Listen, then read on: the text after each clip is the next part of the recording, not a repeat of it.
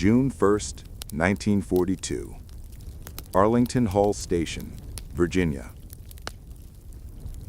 The heat in the temporary office building, a converted women's college, was a physical presence, heavy and humid as a Virginia summer.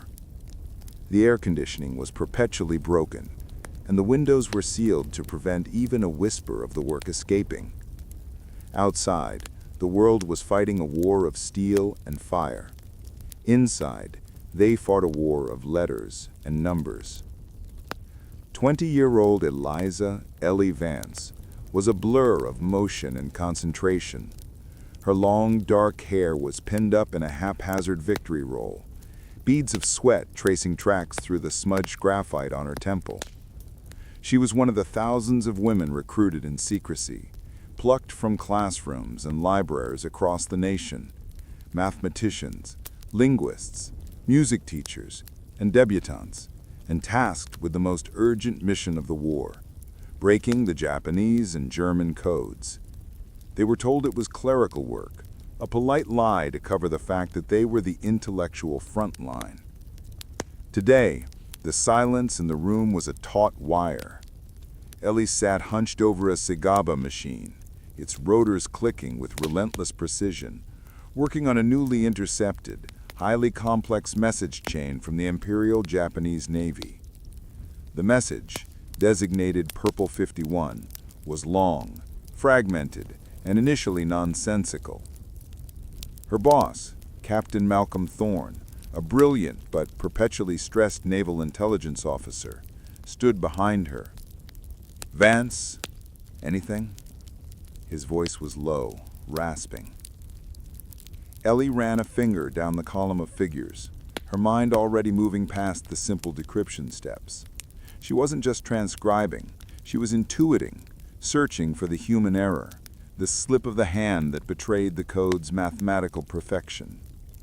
Then she saw it, a transposition error, a single inverted pair of letters in the first transmission's header, likely a fatigued Japanese cryptographer's mistake.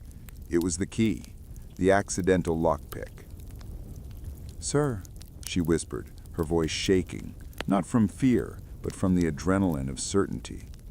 "The initial key setting is inverted. They used the wrong cipher wheel for the header's date stamp. Let me run the Bletchley-derived key on the inverted sequence." Thorne swallowed, his eyes wide. He knew what a complete decryption of this signal could mean. It could reveal the Japanese main fleet's position, the very piece of information they were desperately trying to find after the devastation of Pearl Harbor.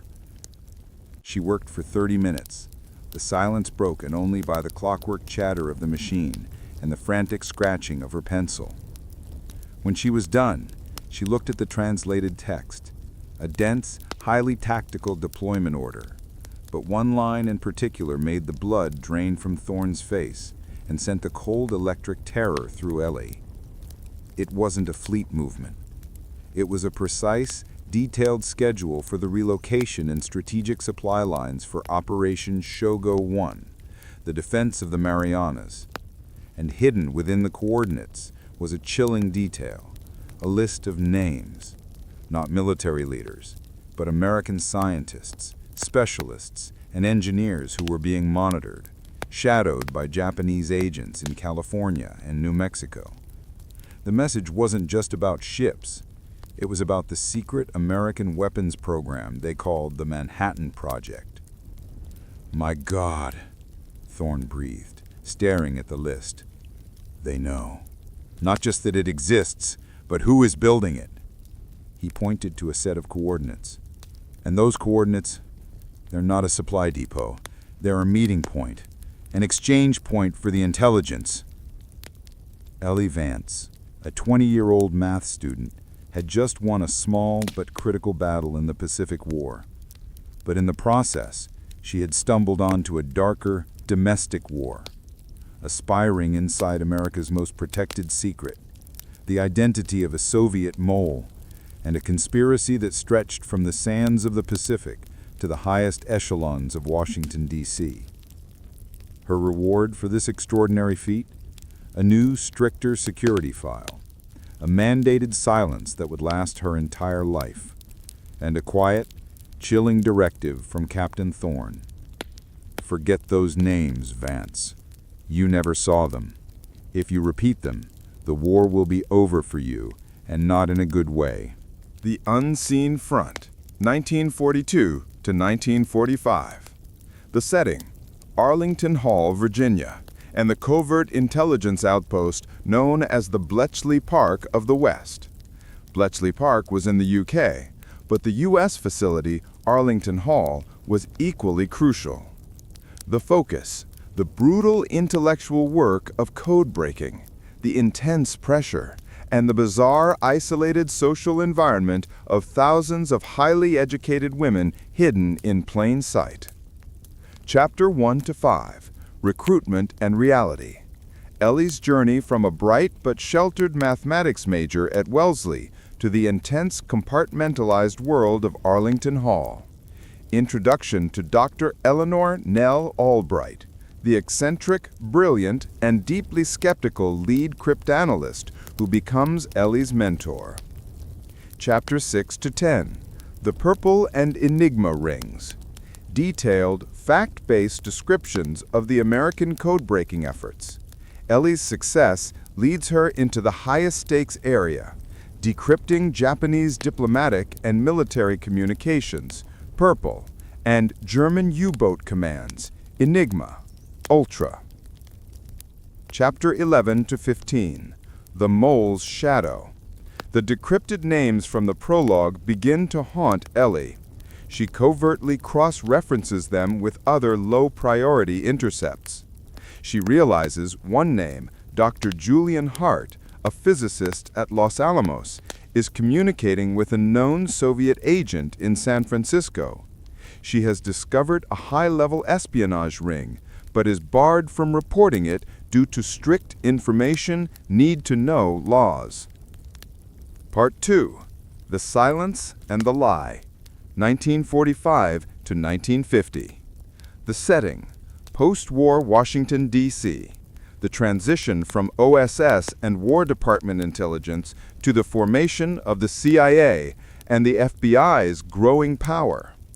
The focus, the government's immediate and brutal silencing of the female workforce, the forced return to normal life, and the immense psychological burden of keeping the world's most vital secrets. Chapter 16 to 20, Homecoming and Isolation. The war ends. Ellie is sworn to a lifetime of absolute secrecy. She receives a letter of commendation, stamped Top Secret, which she can never show anyone. She struggles to reintegrate, feeling alien in a society that treats her like an ordinary secretary when she helped decide the war's major battles. Her nightmares are in Japanese code. Chapter 21 to 25, McCarthy's Dawn. The fear of Soviet espionage rises. The FBI under J. Edgar Hoover begins hunting for spies. Ellie sees a newspaper article about the sudden disappearance of Dr. Julian Hart, the physicist she identified. The name on her secret list has become a cold case. Chapter 26 to 30, The Blacklist begins.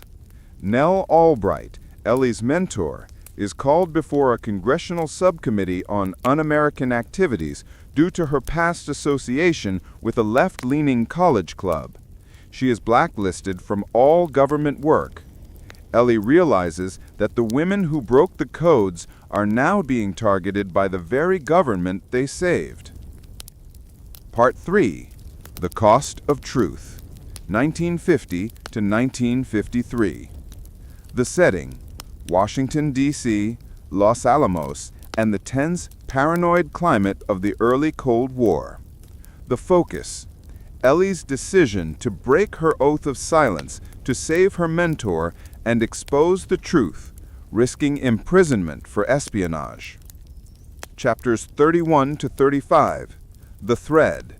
Ellie, now working in a mundane government job, connects with a former colleague who hints that Nell Albright's blacklisting is being driven by a powerful man inside the new CIA, Captain Thorne, her former boss. He is using their old classified files to consolidate power and eliminate anyone who could reveal the early embarrassing failures of U.S. counterintelligence. Chapters 36 to 40. Return to Los Alamos.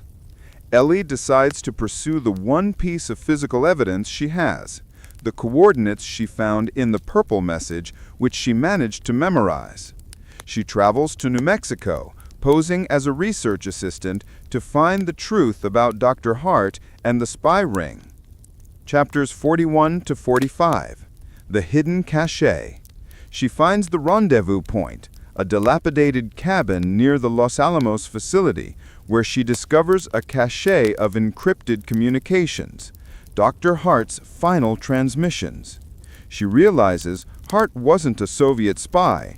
He was a double agent who had been preparing to expose a deeper pro-Nazi network that had been secretly feeding information to the Japanese during the early war years, before being silenced by the emerging Soviet-focused intelligence agencies. Thorne had been covering up this entire episode to protect his own career. Chapters 46 to 50. The Reckoning. Ellie, with the help of a young, idealistic Justice Department lawyer, uses the declassified code structures from the war, which she still knows by heart, to decrypt the cabin's transmissions.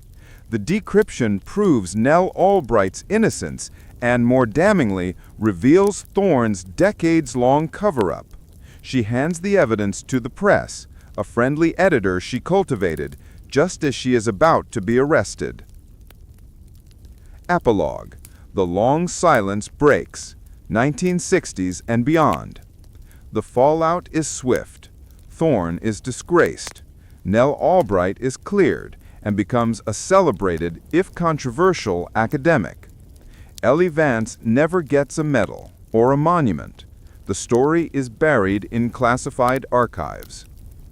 Ellie lives a quiet life as a school teacher, eventually meeting and marrying an open-minded history professor who suspects, but never knows for sure, the true weight of her past.